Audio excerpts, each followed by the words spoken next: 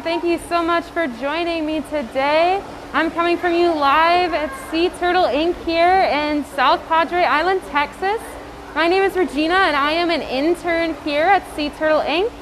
Today I'm going to be showing you all about feeding our resident patients. So here at our organization we have three focuses. We want to help sea turtles through rehabilitation as well as conservation and education. So today you will be getting a close-up view at what that rehabilitation aspect looks like with our sea turtles in our hospital. So I'm going to spin the camera around here and I'll introduce you to who's going to be helping me today. So today I have Savannah and I have Melanie. They are interns here in the rehabilitation department. They're going to be helping me feed these sea turtles. So without further ado, let's start giving them their food. So right now, we are going to be feeding these patients green bell peppers. So in this tank, we have two patients. Their names are Zodiac and Popsicle. And just to let you folks know, feel free to tune in and chime in with where you are listening and watching us from.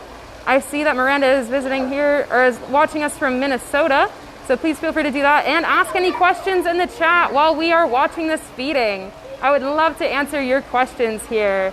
Kara is tuning in from Texas. Excellent, just like us. So these turtles are being fed here, like I said, some bell peppers, and both of these two turtles are patients at our rehab hospital. So they both are visiting us due to a couple of different reasons. This turtle up front here, you'll see he's got the lighter colored shell. That turtle's name is Zodiac.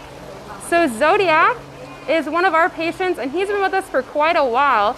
So Zodiac is actually came into us in September and he was found by a fisherman wrapped up in fishing line.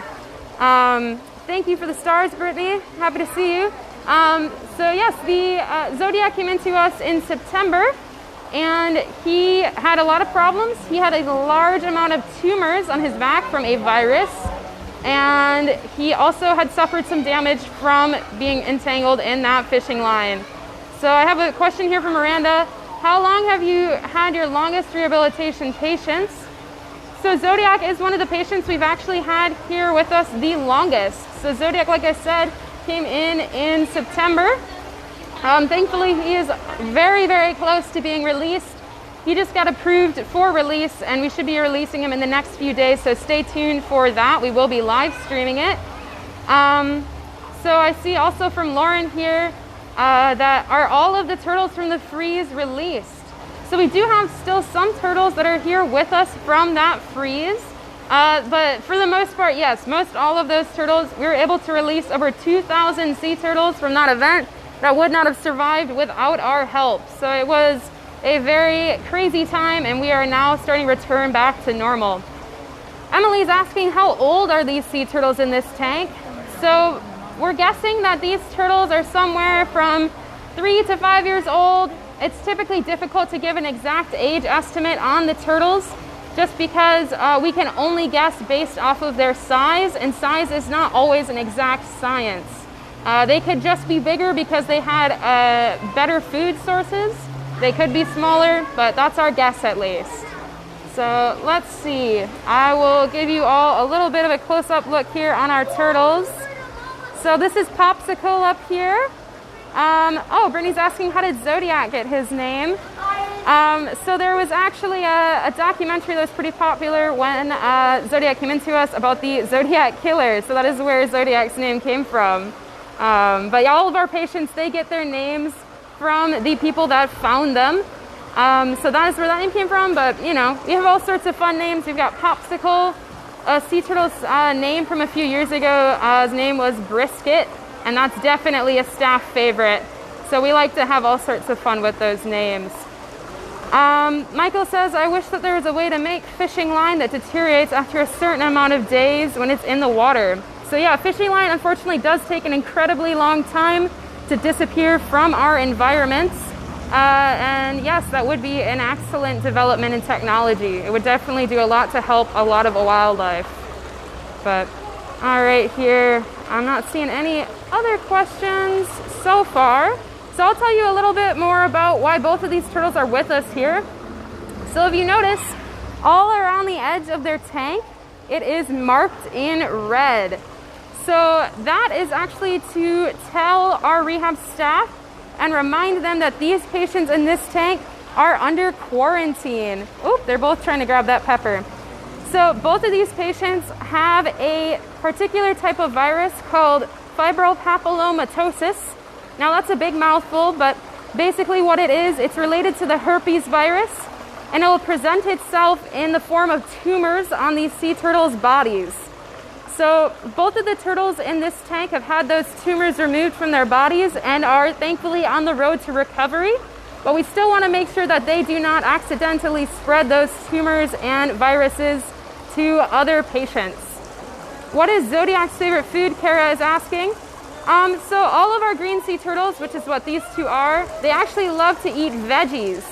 So you'll see here right now that they are eating some bell peppers, and they both are enjoying those a great deal. We also will feed our patients and our resident green sea turtles cucumbers, zucchini, lettuce. So they definitely are happy with all of those options.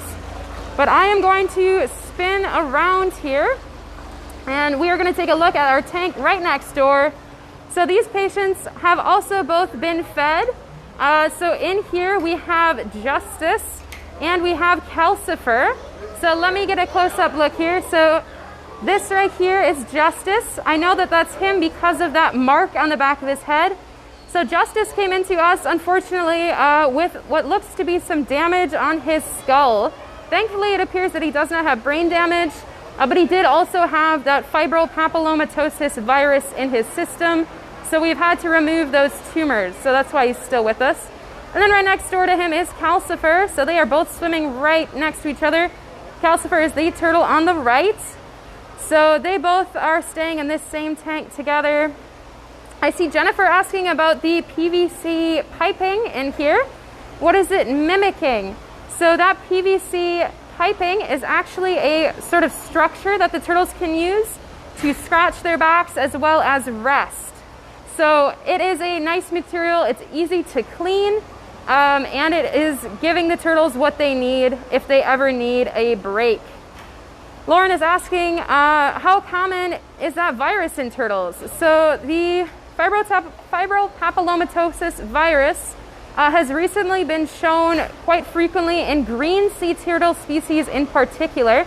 If you'll see in the back there, no, I'm not going to get the right angle, but the turtle that is on the surface there on the screen still has one of those tumors that is waiting to be removed.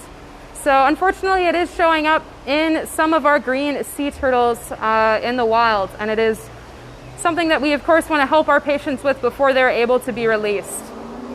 Jennifer says, I know that they love scratches. Yes, a lot of our resident patients do love to get some nice back scratches in while we're cleaning their tanks. Turtles do have nerve endings on their shells, so they can feel every bump on their shell and every scratch. So there's that tumor I was talking about that Justice still has on his back flipper. So that will have to be removed before Justice is released. But I did mention here how these turtles are all green sea turtles that we've seen so far. And green sea turtles are the most common species that we get into our hospital. Now there's a very important reason for that. Now here on our island, we are a barrier island, which means that there is a bay that we are protecting.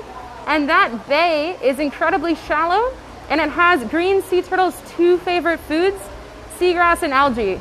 So green sea turtles, like Calcifer and Justice's size, they will pack into that bay and will hang out there growing larger until they're able to be released.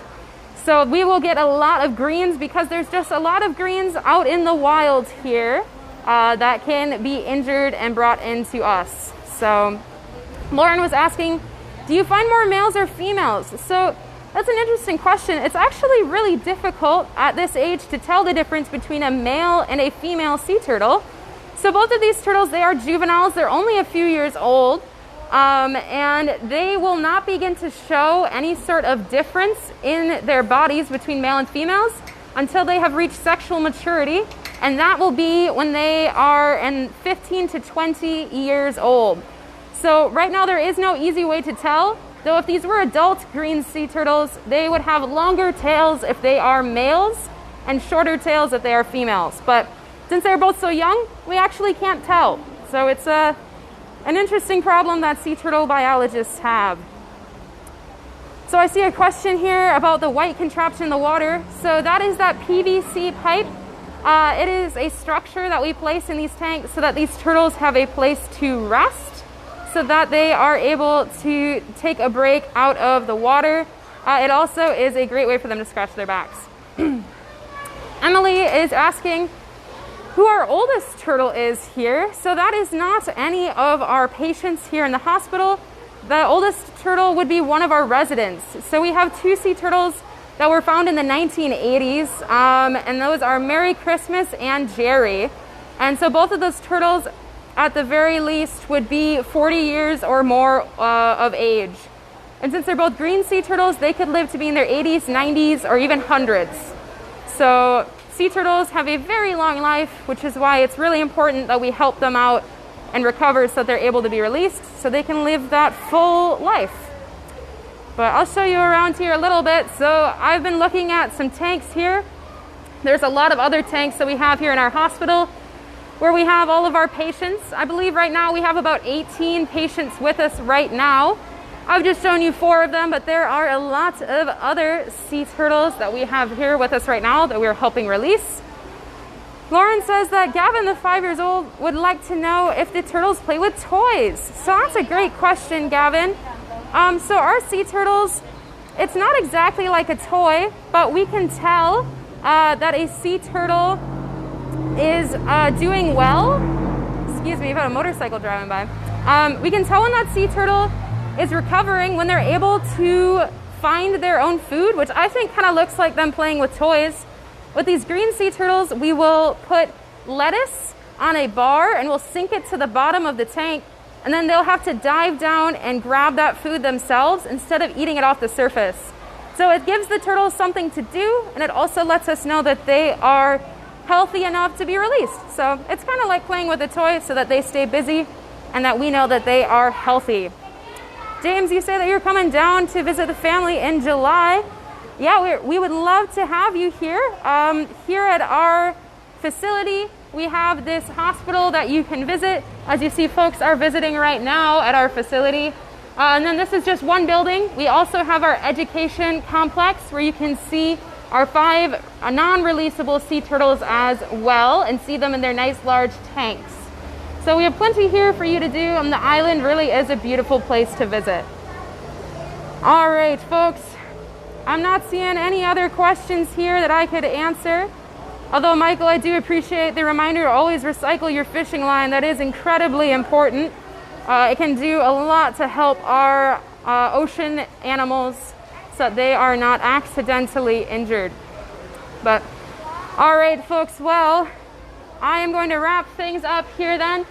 So thank you so much for tuning in with me today. I hope you all enjoyed getting to see our patients get fed here. It's been an awesome time sharing it with you. I see Angie is asking, did I show Bean? I can show you Bean real quick. So Bean is in the tank right over here, although right now I'm not entirely sure which one is Bean, but he is in that tank. But like I was saying, thank you all so much for joining me today. And yes, we are located in South Padre Island, Texas. So if you ever find yourself down here near the border, we would love to have you visit us and take a closer look at our facility. And if you would like, you could even adopt one of our patients that you saw on our live stream today. So on our website, there is the opportunity to adopt either the patients we have here at our facility as well as our residents. So I encourage you all to check that out. But again, thank you so much for tuning in today, and I hope you all have a great rest of your day.